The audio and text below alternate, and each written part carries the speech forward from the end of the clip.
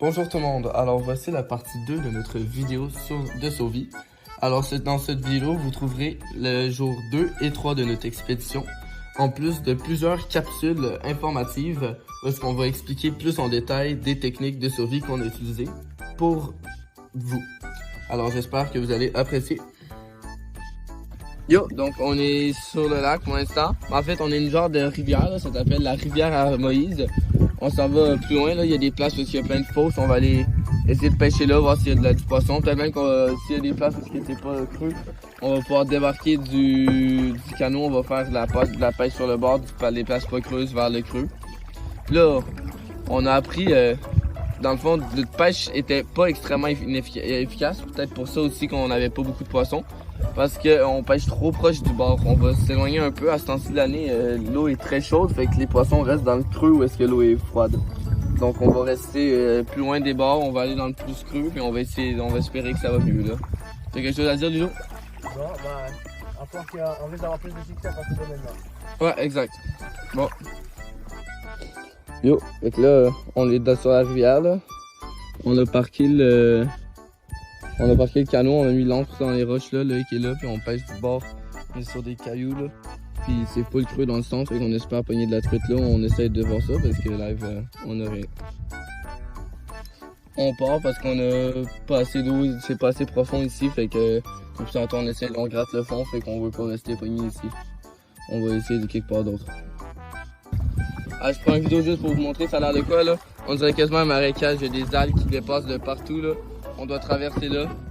Là, qui est pas capable de tourner là, mais bon. Je vais vous montrer ça là. Hop là. Tu sais, il y a des algues partout. Puis pourtant, on dirait que c'est quand même profond, mais clairement pas tant. La vidéo ici, c'est simplement pour vous montrer la quantité de temps que ça prend pour ramer. Puis que c'était extrêmement difficile pour nous autres. On n'est pas extrêmement bons en canot, ni moi ni Loïc. Puis c'était assez long, ça nous prenait des 45 minutes quasiment juste pour se rendre où est-ce qu'on devait se rendre pour pêcher. On le voit un peu là, mais dans le fond, c'était en accéléré x10 pour l'instant, puis ça reste long. On a dû couper des parties pour que la vidéo prenne pas trop de temps. Et juste mentionner que les vidéos de la pêche qu'on a faites en tant que telles sur les plages, puis même dans le canot, des fois on pêchait, on va toutes les mettre à d'autres moments parce que des fois ça peut être long juste pêcher. Ben, pour les vidéos en tout cas, donc on les a mis quand on fait des capsules informatives avec Loïc. Et la même chose pour le feu qu'on va partir dès qu'on revient de l'expédition ici où est-ce qu'on est parti en canot. On va juste montrer les photos puisque on montre déjà une capsule informative pour comment faire le feu que Loïc va vous présenter dans quelques instants. Donc on voulait pas surcharger l'information. Donc partir un peu en forêt c'est quand même difficile, surtout quand t'as pas de papier journal mettons et tout ça. Donc un des bons trucs qui va pas durer longtemps, donc qui va pas permettre à ton feu de brûler longtemps, et qui va permettre de partir rapidement, c'est de l'écorce de bouleau. Donc le bouleau il y en a pas un partout, puis là vous voyez c'est pas grand chose, mais tu peux en recoller plein de petits morceaux comme ça. Mettons, ça c'est vraiment idéal quand c'est des plus gros.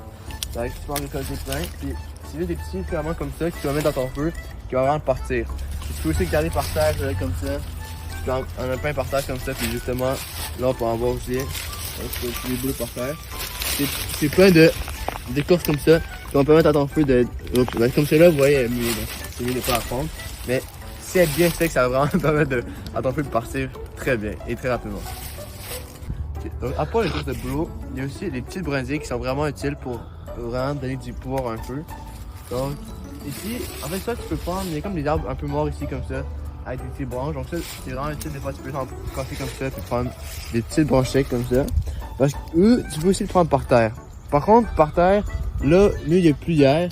Donc des fois, par terre, il faut faire attention parce que ça peut être, les petites brindilles peuvent être mouillées.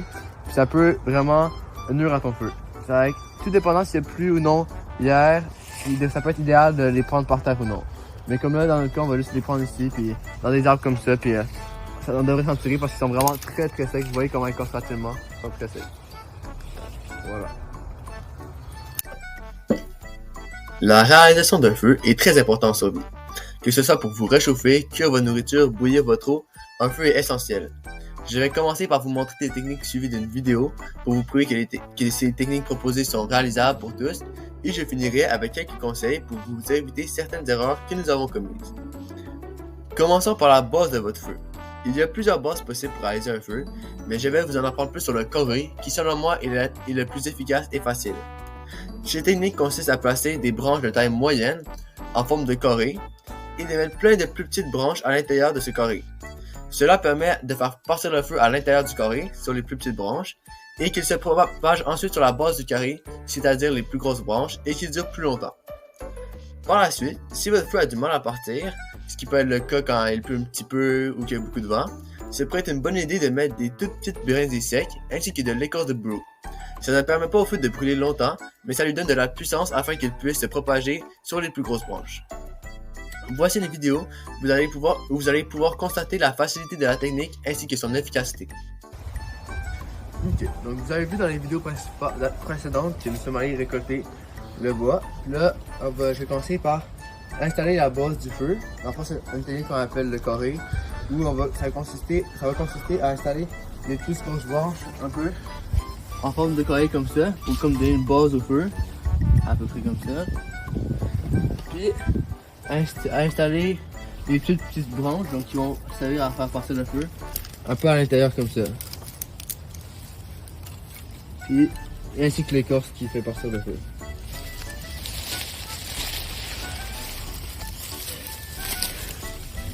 Bon, après comme ça, c'est pas avec ce qu'on tourne, c'est pas partir le feu. Ok, donc maintenant on a la base du feu qu'on a fait tantôt. Donc là, on va juste partir à l'allumette. Là, on a souvent la surface rugueuse sur la boîte. On s'assure d'être bas pour pas que le feu se prenne dans le vent. Donc là, on va recoller ça. Là, on va frotter l'allumette comme ça. Puis quand le feu est dans l'allumette, on essaie de mettre surtout dans le boulot. C'est souvent ça qui pogne le plus. Donc comme ça, on va essayer de le mettre un peu partout. Là, quand c'est parti comme ça, là, on a le feu. Là, on a eu la chance, il est parti vraiment beaucoup rapidement. Là, on peut déjà rajouter des branches de plus gros diamètre déjà. Et là, on a vraiment beaucoup de chance qu'il parte autant fort que ça. Mais c'est principalement à cause des trucs de boulot. Parce que là, vous voyez qu'il ralentit. Mais si on met des trucs de boulot, il va repartir vraiment rapidement très fort. Comme ça. Donc là, on a le feu qui est parti.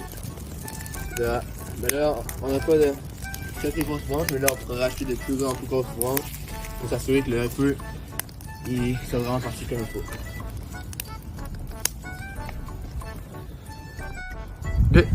Donc, maintenant, on va éteindre le feu. C'est toujours très important d'éteindre le feu parce que sinon il peut se prendre dans les bois. Normalement, on peut utiliser une gourde. Là, dans ce cas-ci, nous on a un arrosoir vu qu'on n'est pas dans le même environnement.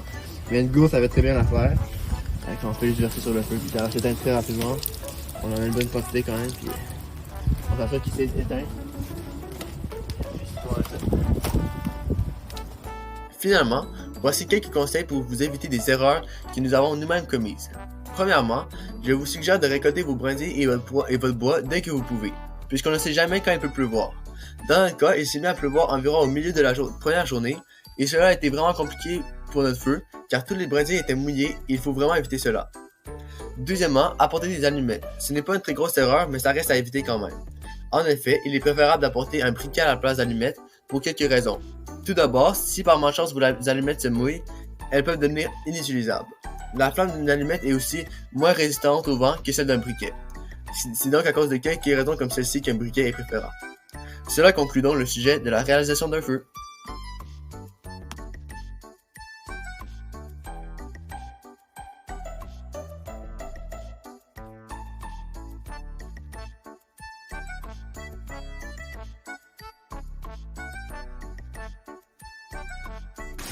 Fait que là, je vais juste montrer ce que moi j'ai fait. Là, lui, Loïc, on va aller montrer la place après. Là, il y a une place plus haute là-bas qui remplit la gourde d'une shot. Mais moi, je trouvais que la mienne était pas mal plus esthétique. Là, t'es pour penser à Lilo. On va essayer de voir si c'est capable de voir là.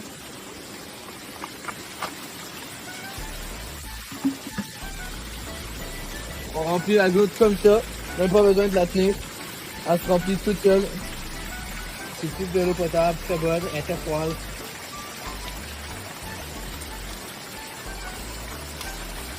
Et voilà, c'est complet. Ah là, je vous avouerai, là, je suis extrêmement content pour l'instant. Je sais pas, j'ai comme un boost d'énergie. On a mangé, Ouais, d'ailleurs, on s'est baigné, c'est ça, on a presque fini. On est allé dans l'eau, fait que là, je me sens comme full bien. Je suis au chaud, j'ai double coton watté. Puis là, je m'en vais dévaliser toutes les plantes fougères qu'on voit. J'ai un sac de plastique ici, puis je me fais un oreiller parce que cette nuit, dormir sur mon sac, c'était pas le best. Fait que là, je vais montrer le progrès avec le temps, là. Surtout avec des photos, j'imagine. Je vais pogner toute la fougère que je vois. Puis je vais tout mettre ça dans mon sac pour que ce soit un bel oreiller compact, confortable, là. Ah, finalement, j'ai pas pris de photos, j'étais trop occupé, là. Mais dans le fond, je vais juste montrer à peu près ce que je fais, là. J'arrive ici, il y a un paquet de fougères. Je m'en vais à la base, je squeeze. Puis je tire, j'enlève toutes les feuilles pour pas avoir trop de tiges. Je les mets dans le sac. Puis là, à la fin, je vais faire un nœud, là. Mais d'après moi, je suis quasiment good pour faire le nœud comme ça. Ça le voit mal. Regardez, le sac est gros de même pour l'instant. Assez confort, là. Pour un oreiller, d'après moi, ça va être top. Donc, vraiment, je pense que je vais faire le nœud ici, là. On va tester ça, le X va peut-être bien s'en faire une. Si oui, on va probablement filmer le programme un peu, là, mais ouais. C'est pas mal ça. Fait que là, ce qui nous reste, vous voyez un ruisseau ici. Le but, c'est qu'on coupe 2 arbres, là. Puis on va faire un pont pour qu'on puisse traverser le ruisseau. Parce que là, à chaque fois, on doit passer par les roches, puis à chaque fois, on glisse. Puis ma grand-mère veut venir voir tantôt la structure de notre campement.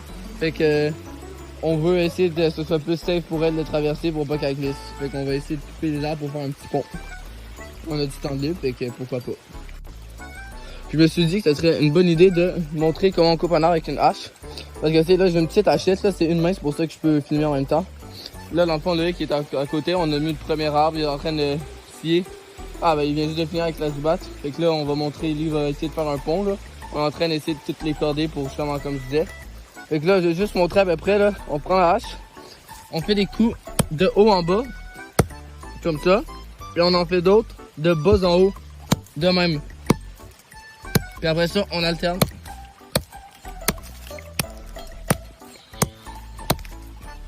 Puis c'est pas mal plus facile quand j'utilise ma deuxième main. Mais dans le fond, c'est pas mal ça. Puis à force de le faire, ça fait une assez grosse dente. Puis après ça, on fait juste pousser l'arbre, puis il tombe. Regardez-moi ce bel homme qui coupe un arbre. Loïc 130. Tu fais attention, Loïc. Préparez-vous pour le blooper. Don't try this at home, kids. Je vais l'avoir en monnaie sans joke. Ah, ouais, c'est ça. Premier coup. Vas-y, petit blooper. En vrai, c'est pas super. On l'a manqué là, mais vraiment il est rentré là. Le deuxième lancé là, directement demande à Loïc. Il est rentré direct là. Loïc il confirme. J'ai vraiment eu en plus. C'est juste chiant, il venait juste de couper la vidéo.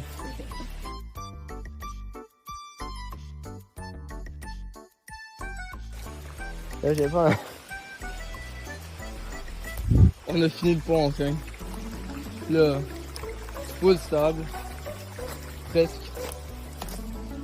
Puis, sans joke, on est capable de marcher dessus sans problème. On a ce table là maintenant, parce qu'on a voulu pogner du sapin puis faire le pont, puis ça c'est un restant. Fait qu'on, je sais pas ce qu'on va faire avec, on va certainement s'en servir.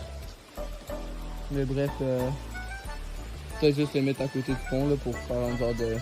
Oh, je pense que j'ai une idée pour quoi faire avec, mais ouais. Bref. C'est pas pire. Puis là, on va se préparer pour le dodo. Là. Ça paraît pas, mais le soleil va tomber vraiment vite.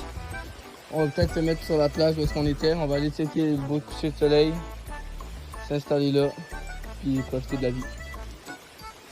Fait que là, je vais juste vous montrer pendant dans 2 secondes genre, ce que je vais avoir fait avec ça. J'ai une idée. Allez, je vais aussi pogner la zubac. Puis tout le kit, je vais tout ranger là, pour qu'on aille tout en même place. Ouais, tu sais, tout est piqué là. Ah, vous avez pas vu, mais off camera, j'ai réussi encore une fois, à une main puis à 2 mains, de le mettre, de piquer la hache dans un arbre en la lançant. Bon, vous allez pas me croire, mais c'est la réalité. J'ai un témoin Loïc qui fait ça. Là, ce qu'on va faire, on va retourner à la plage pour aller voir les étoiles puis le coucher de soleil, vu que le soleil il se couche bientôt. On a amené des... On s'était préparé avec des rations de survie. Puis là, on va essayer ça. Il y a un truc, c'est un substitut de... On a même pas tant faim. Je sais pas pour toi, le X, là. Non, mais tout me rempli. C'est ça, moi avec. Tout le poisson, tout le kit, je suis plein. Sauf que ça aurait été poche de l'amener puis de pas l'essayer parce qu'en plus, je veux pas, on essaie de faire une vidéo de survie, fait qu'on peut montrer à peu près ça a l'air de quoi, mais je veux pas vu que c'est l'option, c'est une seule option. Fait que là, on va se déplacer, on y va. On passe à travers notre beau pont.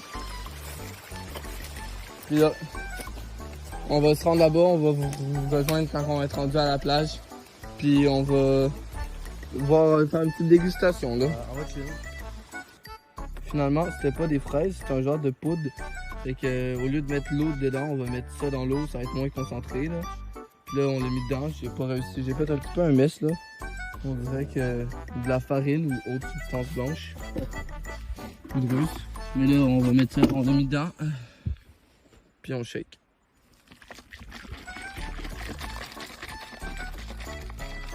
Oh, je suis bien trop du mieux pour ça. Je le fasse. Ouais, c'est ça. Ça donne une liquide vraiment blanc, on dirait du lait.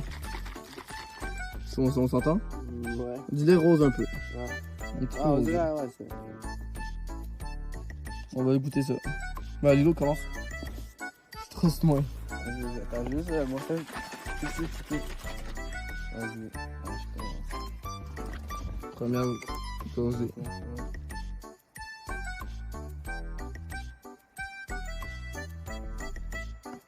Ça va, disons que ça goûte pas beaucoup les fraises, hein, c'est correct. Ça goûte quoi? Goûte ça, ça goûte comme le genre de lait. Ça goûte vraiment le lait fait bizarre, tu vas voir. Tu sais pas comment c'est goût. Pourquoi pas? Peut-être tu vas aimer ça plus que moi.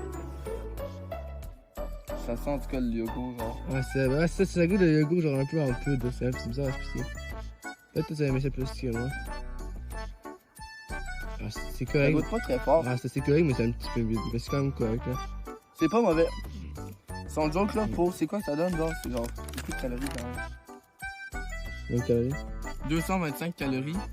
Tu combien de vitamines? Ça, là. Il y a beaucoup de Vitamines 40%, 40%, 40%. c'est là, ça. il n'y a rien d'en bas de 27% dans Ouais. les vitamines, tous les kits. Moi, comme en survie, pour moi, on a été chanceux, on a réussi à attraper beaucoup de poissons, mais tu dois vraiment avoir des protéines, des vitamines si tu veux vraiment survivre correctement. Là. Surtout si tu veux survivre pour longtemps.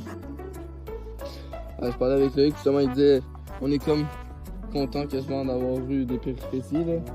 Explique-moi, t'es meilleur pour expliquer de moi. Là. Enfin, c'est juste que, tu sais, on aurait pu aussi aller dans le fond dans une période plus tôt de l'année, donc genre c'est-à-dire en juillet, mais tu sais, on avait soit des rendez-vous du volleyball, tout ça. Donc on n'est pas allé, puis là, tu sais, quand on est allé en ce moment, c'était plus dur. Donc tu sais, genre la pêche était compliquée des fois, on est passé des fois 6 heures de pêche environ dans le canot. C'était assez compliqué. Mais puis après tout, on est quand même content, après réflexion, d'avoir eu des hauts puis des bas parce que ça nous fait des péripéties puis ça nous montre que la survie c'est pas tout le temps facile, tout ça. Donc on est content au final. Hein. Ce que j'allais dire, c'est que je me sens comme Thanos. Genre, je sais pas, vous avez vu probablement Endgame ou Infinity War là. Je pense à la fin d'Infinity War. Ouais. Il s'assoit dans son jardin, puis il regarde, puis il est genre, oh, c'était tough, mais mission accomplie. Puis genre, il est vraiment content. What, c'est quoi ça? Il y a des bulles qui sortent de l'eau. J'ai manqué, mais il y avait des bulles qui sortaient de l'eau, mais bref.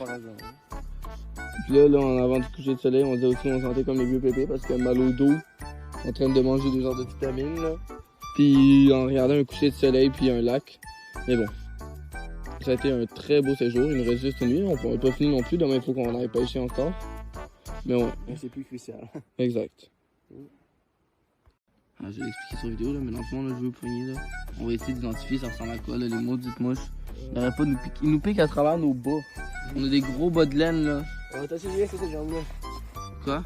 Yes, cette jambe-là, peut-être on va dessus. Ah mais là t'as bougé, mais ils étaient tous sur toi.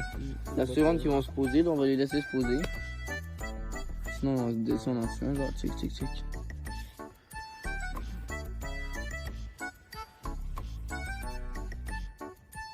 Ils sont comme quadrillés.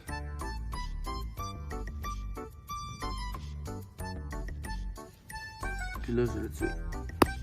Oh, j'ai vois qu'ils sont tellement vite en plus là. Ils ont des réflexes à mort. Genre plus qu'une mouche.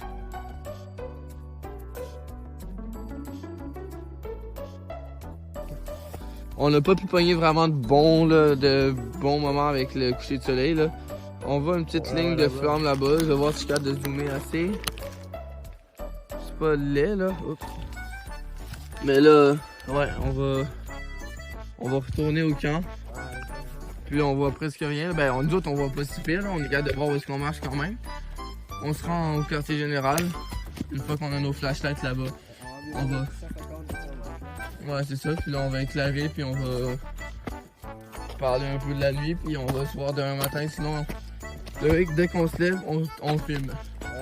Genre, je veux que tu filmes ta tête au réveil. Là. Bon, bonne nuit. Bon, fait que là, on est en dessous de l'abri, là. On est bien. Loïc qui est installé à côté de moi avec ses couvertes en aluminium. Moi, je suis ici, j'ai ma couverte que je vais falloir que je ferme au-dessus de moi. J'ai même mon oreiller que j'ai fait moi-même. J'ai hâte de voir si ça va avoir l'air de quoi cette nuit. Puis là, on a le ventre plein. La conscience saine. On a eu un beau coucher de soleil. Dernière nuit ici. Ouais. On dort ici pour la dernière fois. Demain, on va se réveiller, on va aller à la pêche. Puis, on n'est pas sûr, on risque de probablement pas cuire la truite. On va la garder pour pouvoir en amener chez nous après être revenu dans notre expédition dans le fond. Fait qu'on va avoir des clips un peu demain de pêche, probablement. On va retourner à la même place, la plage. Sauf cette fois-ci, on va monter en kayak. Donc ouais, c'est vraiment ça. Fait que, on se voit demain, on va se lever probablement comme hier, demain matin en fait, vers 8h. On va se filmer, que ce soit Loïc ou moi le premier qui se lève, on se lève puis on montre nos belles faces à la caméra. Ouais. T'as quelque chose à dire? Bah, bonne nuit, hein. Bon, bah, bonne nuit.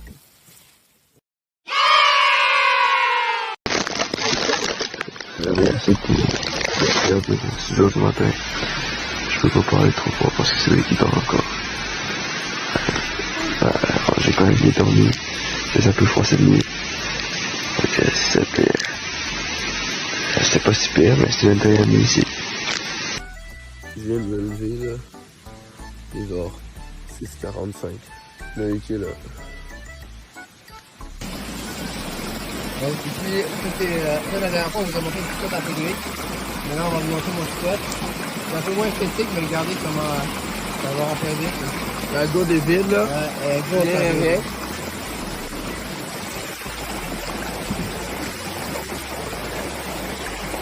Ça remplit d'une shot. J'ai mis un petit peu d'eau qui est ici. Alors, on est le matin, lundi. On vient juste de tout démonter. Là. On a mis nos initiales un peu partout. 2024.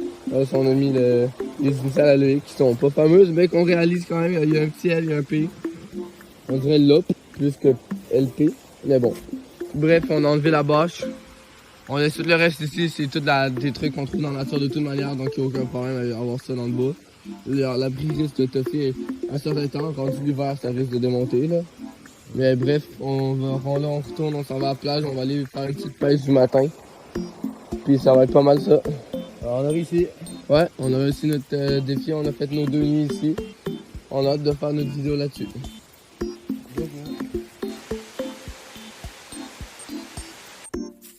On est revenu sur la plage.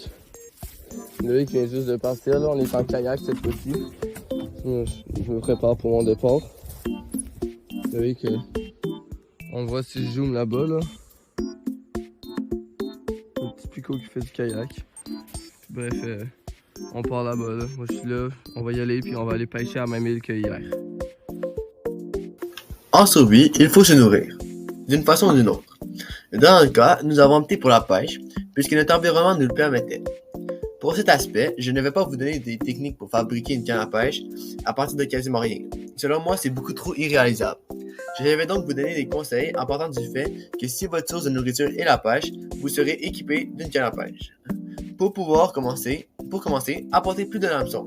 C'est très important d'avoir plusieurs hameçons, car ça arrive régulièrement que ceux-ci s'accrochent dans le fond et que vous les perdez. Je vous conseille d'en apporter plus de 10 pour être certain de ne pas en manquer. Par la suite, un autre conseil qui est aussi confirmé par les experts, c'est d'utiliser des vers de terre comme appât. Ils sont réputés pour attirer la plupart des types de poissons et sont faciles à trouver dans la terre. Il suffit de les creuser un peu. Vous pouvez même en acheter avant de partir.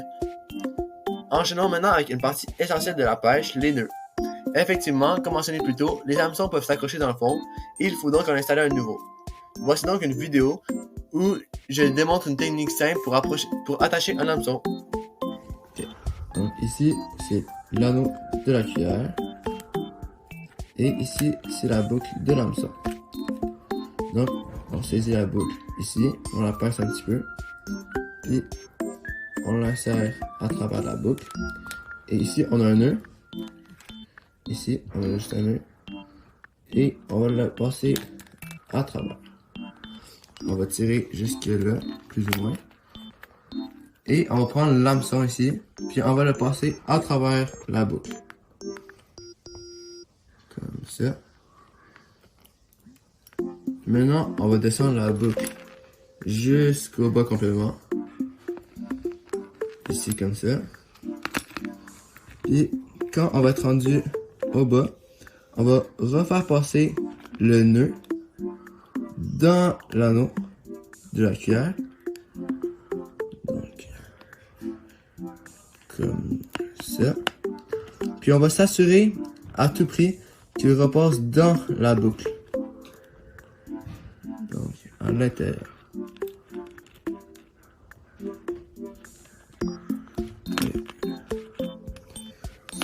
Ça monte de là.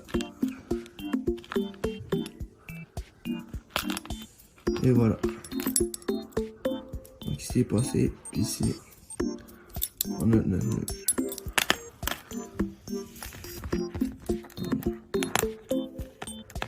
On peut les resserrer à la fin. Poursuivons avec un sujet plus délicat, comment vider une truite. Bien sûr, nous sommes en survie. Donc vider une truite ne consiste pas à retirer les arêtes, mais uniquement les organes. Il faut commencer par prendre notre couteau de chasse et de repérer l'anus. Il faut ensuite insérer son couteau dans l'anus et le remonter jusqu'au branchier. Il faut faire attention de ne pas enfoncer le couteau profond lors de cette incision, car il ne faut pas faire éclater les organes. Après que la truite soit ouverte, il ne reste plus qu'une étape, enlever les organes. Cela est plutôt facile, car les organes sont en paquet. Il suffit donc de soulever le paquet d'organes avec une main et avec le couteau de sectionner l'œsophage, le fil blanc au niveau des branchies du poisson. La truite sera donc prête à être cuite après ces manipulations. Pour finir sur la section pêche, il est important de se renseigner sur les conditions du lac où vous allez pêcher et de posséder un permis de pêche afin d'enfreindre aucune loi. D'ailleurs, sur la préparation des truites, nous allons maintenant vous présenter une petite vidéo montrant mon coéquipier en train de vider une truite. Loïc vient juste d'empoigner une belle truite au bord de sa canne. On a vraiment pogné le spot. Good shit, Lilo. Avant d'apprendre une multitude de techniques, commençons par la base, la préparation avant la survie. En effet, à moins d'avoir une dizaine d'années d'expérience, sans bonne préparation, survivre en forêt peut rapidement mal tourner. Heureusement pour nous, nous avons bien réussi cet aspect et donc je vais commencer par vous donner mes conseils et mon opinion avant de vous partager celle d'experts. Premièrement, je vous conseille de préparer votre matériel quasiment 5 jours à l'avance afin que vous n'oubliez rien et que vous ayez le temps d'acheter certaines choses manquantes. De plus, d'après mon expérience, et c'est aussi cela que les experts conseillent, il est important de tester son matériel avant de partir en forêt. Pour ma part, je ne l'avais pas fait et cela a failli me mettre dans le trouble car la lame d'un de mes couteaux de poche s'est cassée. Par chance, j'en avais un deuxième, mais si vous ne testez pas votre matériel, vous pouvez avoir de mauvaises surprises. Maintenant, rentrons dans le matériel qu'il faut apporter. Le livre de Jean-Marc Lord et Marc-André Pelletier propose une très bonne technique pour se rappeler de tout ce qu'il faut apporter. Pour être sûr d'être bien préparé, utilisez le groupe DC. Et normalement, vous devriez avoir le strict minimum pour votre survie. Le groupe DC consiste à se chauffer, se couvrir, couper, communiquer, corde, contenir, consommer et connaissance. Voici un tableau du groupe DC. Vous l'aurez compris, c'est tous des mots qui commencent par la lettre C.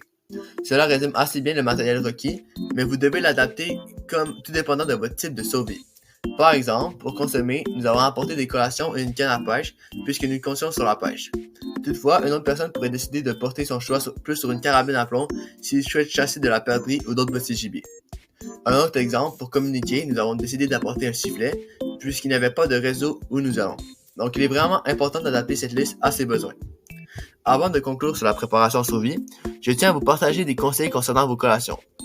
En effet, pour vos collations, je vous conseille d'apporter des barres tendres protéinées ou quelque chose de petit mais très remplissant. Pour ma part, j'avais apporté des barres tendres protéinées et cela fait un très bon choix.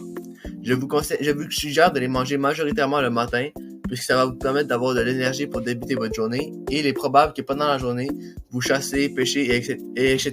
La nourriture est donc un moins gros problème une fois la journée commencée. Cela conclut donc le sujet de la préparation en survie.